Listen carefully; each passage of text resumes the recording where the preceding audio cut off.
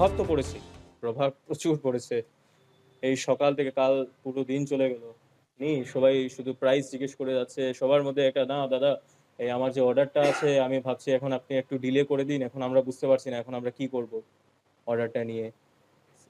দাদা আমরা অর্ডার দিয়েছি প্লিজ আমি তো গোল্ডের প্রাইসটা বুকিং করি নাই। পসিবল হবে নাকি আমাকে প্রিভিয়াস প্রাইসে বুক করে দেওয়া?" তার ক্ষেত্রে আমাদের জুয়েলারি ওনার যারা আছে, আমাদের জন্য তো একটা প্রবলেম ক্রিয়েট হচ্ছে। অবশ্যই। আপনারা দেখেছেন, আপনারা 5 মিনিটস আগেই এসছেন। কাস্টমার নেই, মার্কেটে নেই। একদম নেই। পুরো ফাঁকা চলছে। এই বা সাইডে আরো ৫ টা দোকান আছে। এদিকে আরো ২ টা না ৩ টে দোকান আছে। আপনি গিয়ে দেখুন একবার। একদম নেই। এটাতে কাজকর্ম কারিগরদের সবচেয়ে বড় প্রবলেম।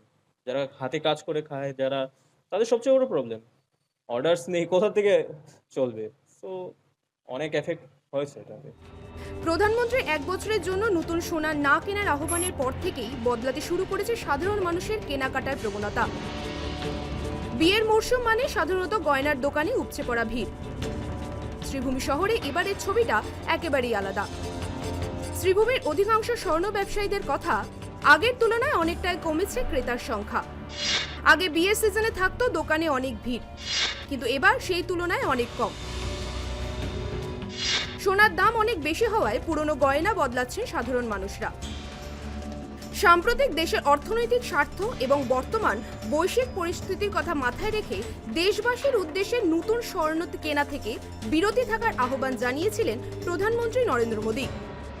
আর তারই প্রভাব পড়তে শুরু করেছে বাজারে, এমনটাই মনে করছেন ব্যবসায়ীরা। তো নতুন করে অ্যাডজাস্টমেন্ট করা, যারা করে সবাই অ্যাডজাস্টমেন্টেই বেশি করছে।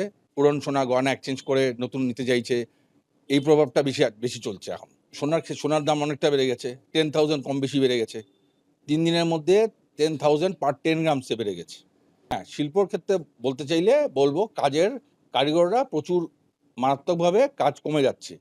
যাতে আগে যেটা ভারী কাজের কাজ হতো, সেই ভারী কাজের কাজগুলো কমে এখন সব হালকা ওজনের কাজ হচ্ছে। ভারী কাজের ওজনও মোটামুটি যারা করছে এক্সপোর্টে হচ্ছে বেশি। আমাদের ভারতীয় ইন্ডিয়ানরা যাতে সব হালকা ওজনের উপরে বেশি যাচ্ছে, সব হালকা ওজনের মধ্যেই যাচ্ছে। হালকাতে যত কিছু করতে পারে, এই ডিমান্ডটা সবার বেশি হয়ে যাচ্ছে। বিয়ের মরশুমেও যেখানে স্বর্ণবাজারে থাকার কথা ছিল উপচে পড়া ভিড়, সেখানে এখন দেখা যাচ্ছে অনেকটাই ফাঁকা ছবি। ব্যবসায়ীদের একাংশের দাবি, প্রধানমন্ত্রীর আহ্বান, সোনার বাড়তি দাম এবং মানুষের সঞ্চয়ের মানসিকতার পরিবর্তন, এই তিনের প্রভাবেই বদলে যাচ্ছে বাজারের চিত্র। শ্রীভূমি থেকে অসীম দেবের রিপোর্ট, নিউজ লাইভ বাংলা।